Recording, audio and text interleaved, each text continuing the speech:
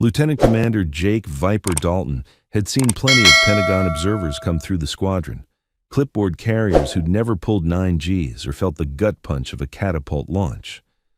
So when Captain Sarah Moore walked into the briefing room that morning, he didn't even bother hiding his smirk. Another desk writer here to critique people who actually knew how to fight. What he didn't know, what nobody knew, was that the woman with the wire-rimmed glasses had more combat kills than their entire air wing combined. And in exactly 12 minutes, when 5 enemy fighters appeared on radar, she would climb into a cockpit and remind everyone that the most dangerous pilots are always the ones you never see coming. The USS Theodore Roosevelt sliced through the South China Sea under a sky that promised clear flying weather. In the squadron ready room, Captain Sarah Moore sat in the back corner with her ever-present notepad, watching 16 fighter pilots receive their morning brief from Commander Shotgun Martinez, the squadron's operations officer. Training evolution is standard intercept procedure, Shotgun was saying, gesturing at the tactical display. 4-ship flight, Angels 20, will have red air coming at you from the northwest. This is about proper formation discipline and communication. Questions? Lieutenant Commander Jake Dalton, callsign Viper, raised his hand. Sir, is our observer going to critique us in real time, or does she wait until after we land to tell us everything we did wrong? Scattered chuckles rippled through the room. Sarah's pen never stopped moving. She'd been on the carrier for 3 weeks, and the routine was always the same. Subtle mockery disguised as questions, assumptions that she'd never been in a fighter cockpit, the underlying belief that headquarters sent analysts to justify budget cuts and nothing more. Captain Moore is here to evaluate training effectiveness, Shotgun replied neutrally. Show her why Navy fighter pilots are the best in the world, and she'll have nothing but good things to report. Sarah glanced up just long enough to meet Viper's eyes. He held her gaze for a moment, then looked away, a small victory in the daily game of establishing pecking order. What he couldn't see was that Sarah was tracking every detail of the brief: wind speeds, cloud cover, the carrier's position relative to international boundaries, the distance to the nearest hostile forces. Her analyst cover story was perfect because she actually could do the analysis. She just happened to also be capable of much more. Lieutenant Cassidy Torch. Ryan leaned toward her wingman, Lieutenant Marcus Jester Kim. $20 says she gets sick watching the helmet cam footage. These headquarters types always do. No bet, Jester whispered back, but I give her 3 days before she requests transfer to a desk in San Diego. Carrier life isn't for everyone. Sarah heard every word. Her expression never changed. The brief concluded, and the pilots filed out toward their aircraft. Sarah remained seated, finishing her notes. Commander Martinez lingered, waiting until they were alone. You don't have to keep taking their crap, he said quietly. I can have a word with Viper, make it clear that... No need, Commander. Sarah closed her notepad. They're acting exactly as expected. Young, confident, never been in real combat. This is normal. You're more patient than I'd be. Patience is easy when you know something they don't. She stood, tucking the notepad under her arm. Your brief was solid, by the way. Good fundamentals. Though you might want to emphasize vertical separation protocols. In a real engagement, bunched formations get people killed. Martinez studied her with new interest. That's pretty specific tactical knowledge for a performance analyst. I read the manuals very carefully. Sarah headed toward the door. I'll observe from air ops. Try to keep your pilots from doing anything that'll make my report too critical. She left before he could ask more questions. The cover story worked because she gave people just enough expertise to be credible as an analyst, but not so much that they'd wonder where she'd really learned it. It was a careful balance she'd maintained for 8 months, ever since the medical board had grounded her and the Navy had decided her expertise was too valuable to waste, but too classified to acknowledge. What nobody knew, what only a handful of people with the highest clearances understood, was that Captain Sarah Moore had spent 4 years flying missions in aircraft that officially didn't exist, over airspace where American pilots officially never operated. She'd logged 2,400 combat hours. She had 14 confirmed air-to-air kills. She'd turned down command positions twice because command meant less flying. And then one night, her stealth fighter had taken a missile hit over contested airspace. She'd ejected, spent 12 hours evading enemy patrols before extraction, and woken up in a military hospital being told her flying days were over. Inner ear damage, the doctor said. Too much risk of spatial disorientation. 8 months of watching other people fly while she carried a clipboard and pretended to be something she wasn't. But today, something felt different. Sarah couldn't explain it. Just a crawling sensation between her shoulder blades, the kind of feeling that had kept her alive in situations where instinct mattered more than instruments. She made her way to air operations, found her usual observation spot, and watched the 4 FA-18 Super Hornets taxi toward the catapults. Viper and Torch were flight leads, with Jester and Lieutenant Snake Patterson on their wings. The first aircraft lined up on the catapult. Sarah watched the familiar choreography. Tension, full power, final checks, launch officer's signal. Then, the catapult fired, and Viper's Super Hornet rocketed down the deck and into the sky. 3 more launches followed in quick succession. Within 5 minutes, all 4 aircraft were airborne and formed up, heading northwest toward the training area.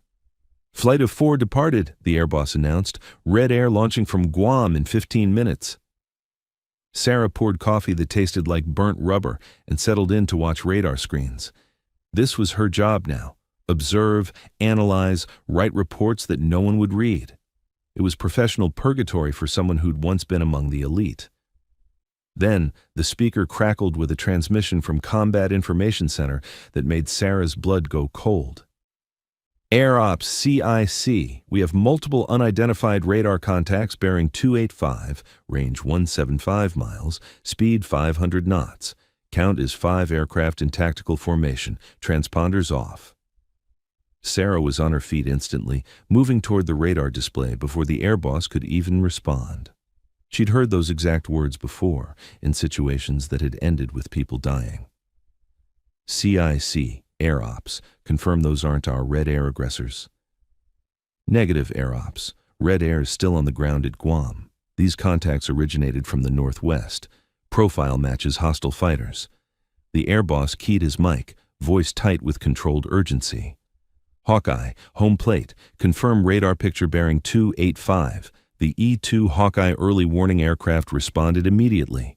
Home plate, Hawkeye. 5 bandits confirmed. Profile matches J-20 stealth fighters. They've crossed into international waters and are on intercept course for your training package. J-20S. China's most advanced stealth fighters. 5 of them, hunting 4 American pilots who thought they were on a training exercise. Sarah's mind shifted instantly from analyst mode to combat mode, a mental transition as automatic as breathing. She studied the radar display, calculating intercept angles, fuel states, weapons ranges.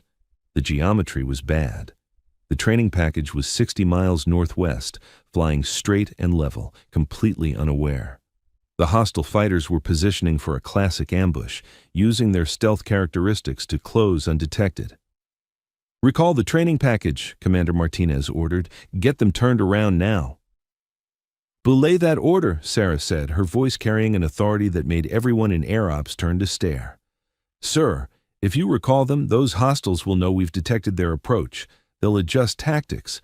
Right now we have a brief window where they think they have surprise." "Captain Moore, with all due respect, this is a tactical situation, which is exactly why you need to listen to me." Sarah moved to the tactical display, her finger tracing the enemy formation. "Those J-20s are setting up a pincer movement. If our pilots break now, the hostiles will adapt and still have the advantage. We need to warn our aircraft, get them into defensive posture, and get more fighters airborne immediately." The air boss studied her with sudden intensity.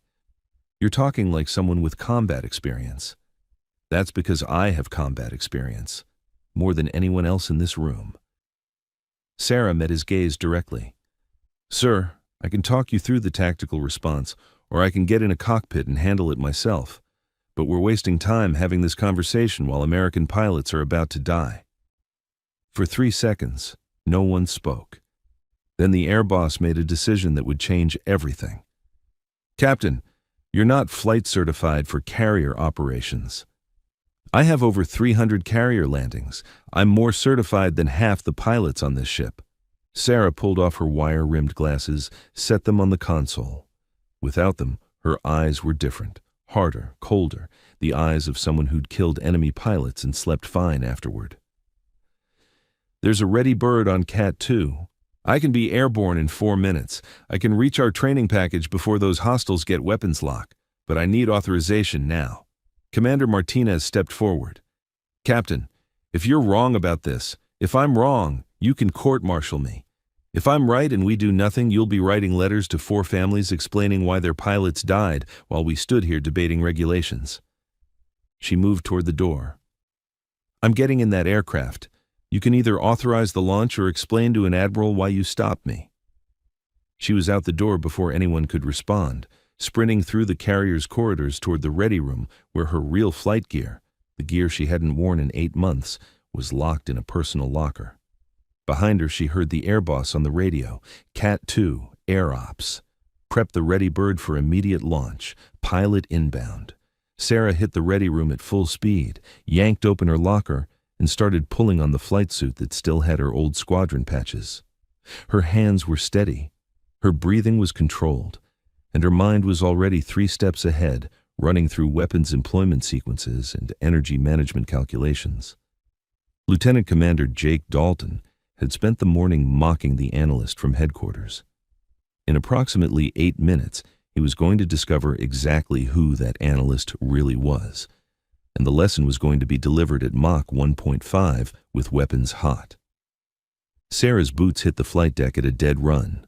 The Super Hornet sat on the catapult, engines already spooling up, deck crew moving with organized urgency. The crew chief saw her coming and did a double take. This wasn't the scheduled pilot, and the woman sprinting toward his aircraft definitely wasn't on any flight roster he'd seen.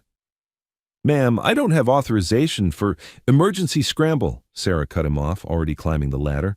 Brief me while I strap in. The crew chief had 20 years on carriers. He knew when to ask questions and when to just make things happen.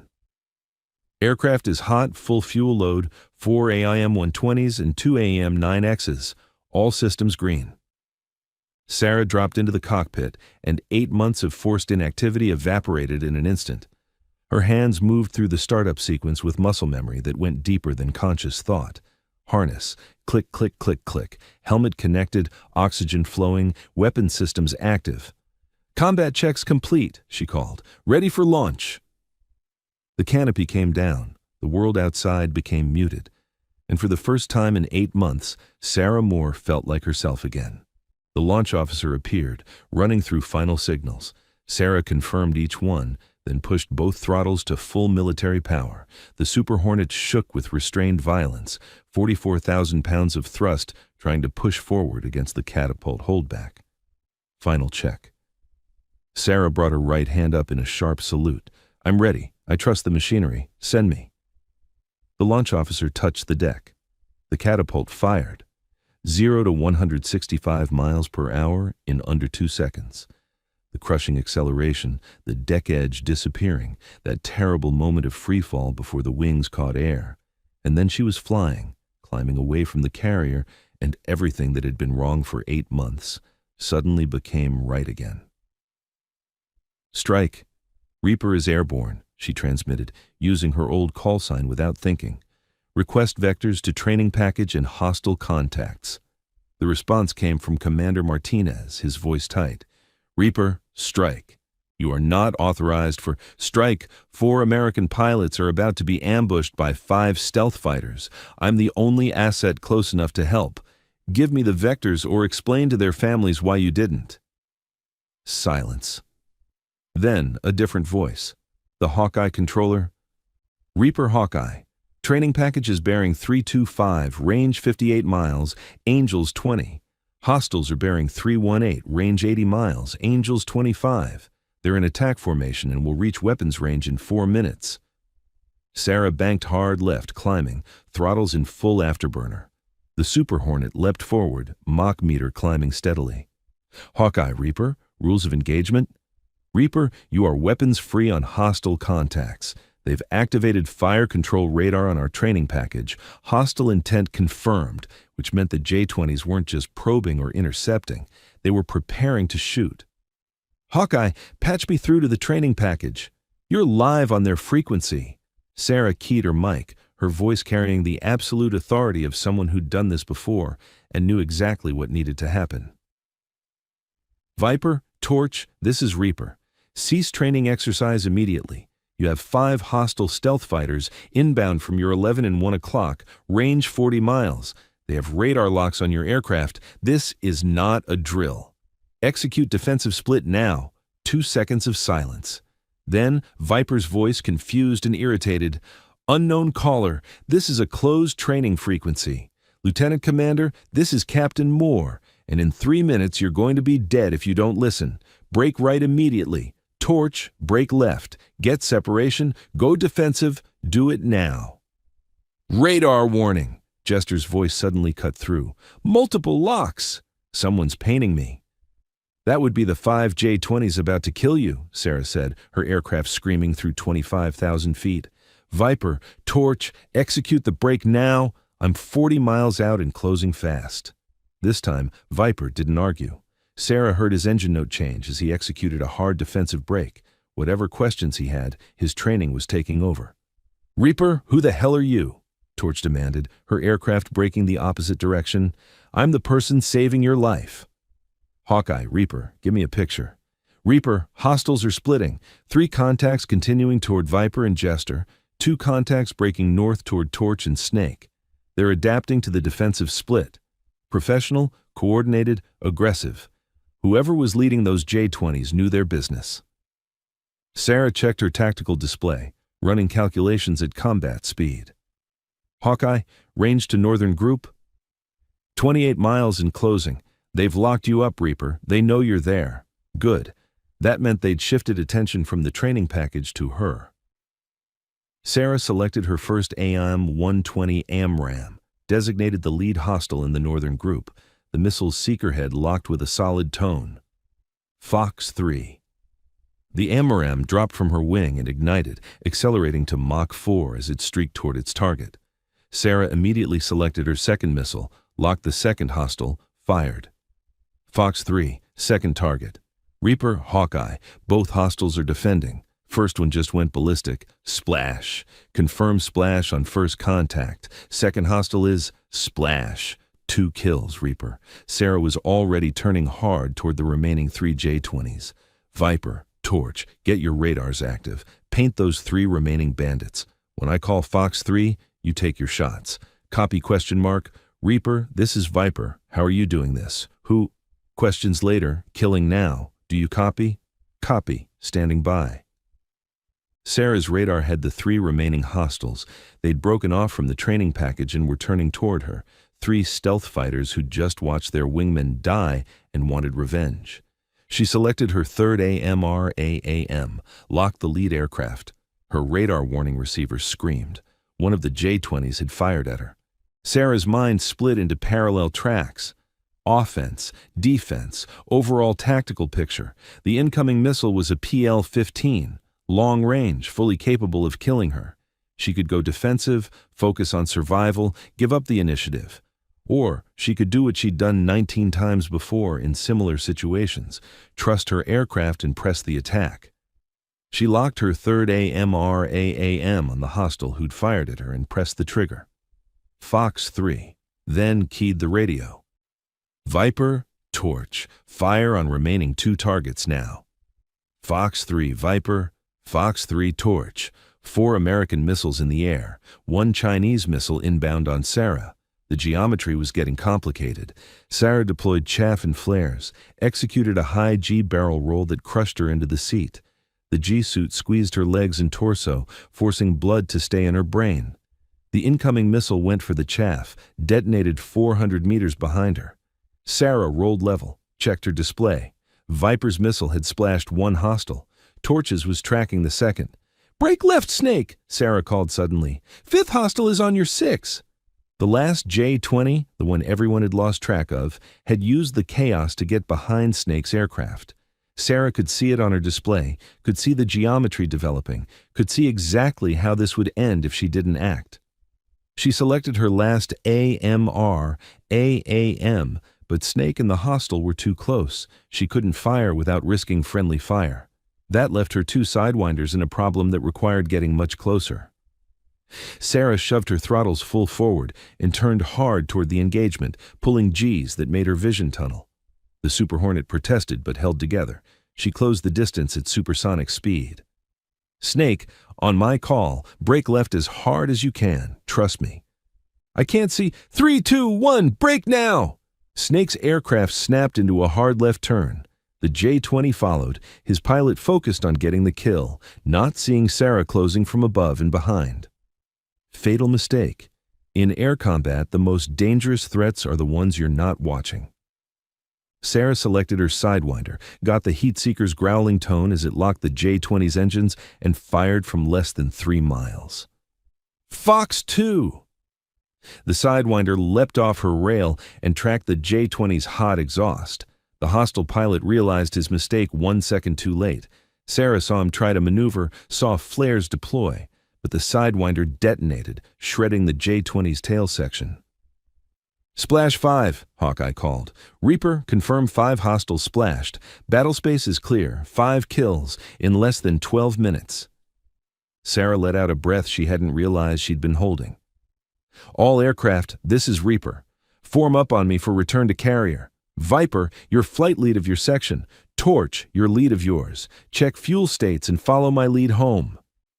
Reaper Viper, who are you? I'm your CAG's worst nightmare and your life insurance policy, Lieutenant Commander. Now, let's get everyone home safely. We'll sort out the rest on deck. The 5 aircraft formed up and turned back toward the carrier. As the adrenaline faded, Sarah felt the familiar post-combat exhaustion settling in. But underneath it was something else. Satisfaction, maybe, or vindication. The doctors had been wrong. The medical board had been wrong. And now, everyone would know it. Because you couldn't hide 14, now 19, air-to-air kills behind wire-rimmed glasses and a clipboard. The carrier appeared on the horizon.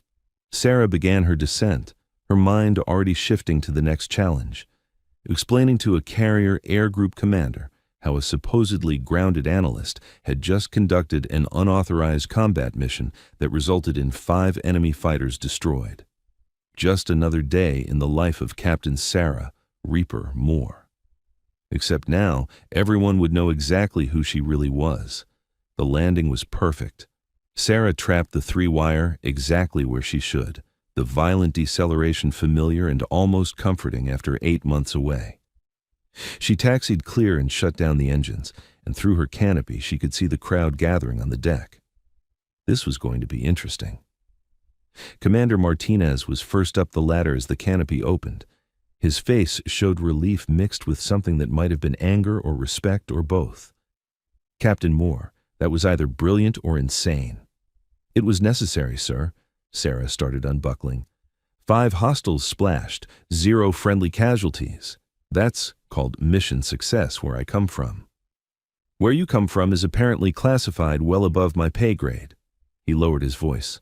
Sarah, the CAG wants to see you immediately, and there's already a call from SyncPack wanting to know what the hell just happened. I imagine they do. Sarah pulled off her helmet, her hair falling loose from where it had been tucked. Tell the CAG I'll be there in 10 minutes.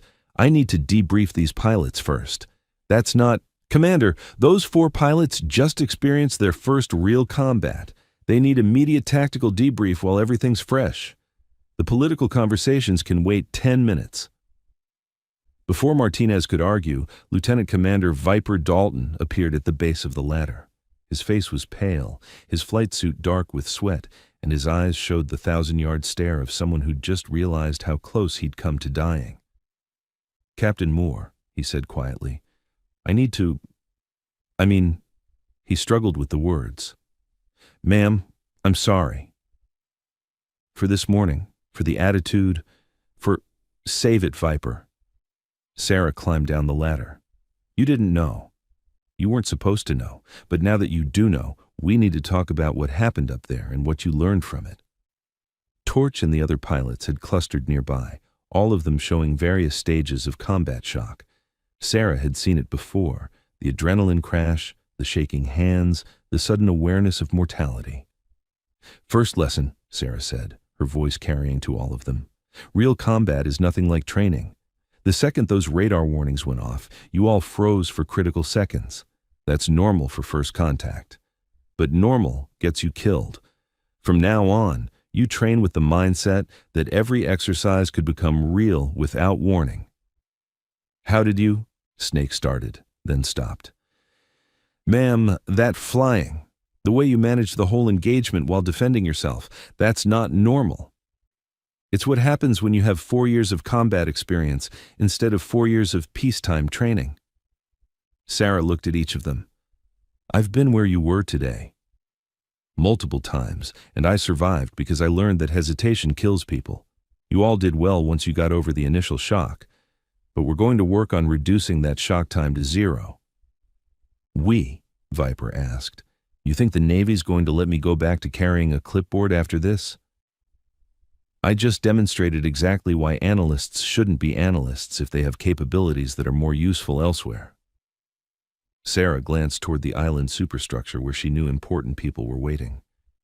"But first, I have to go explain to several admirals why I violated numerous regulations and engaged enemy aircraft without proper authorization." "You saved our lives," Torch said softly. "That has to count for something. It counts for everything or nothing, depending on how the politics shake out." Sarah started toward the island. "Go debrief with your squadron. Tell them exactly what happened. And when someone asks if you think I should be court-martialed, remember that you're only alive to answer because I was willing to break the rules."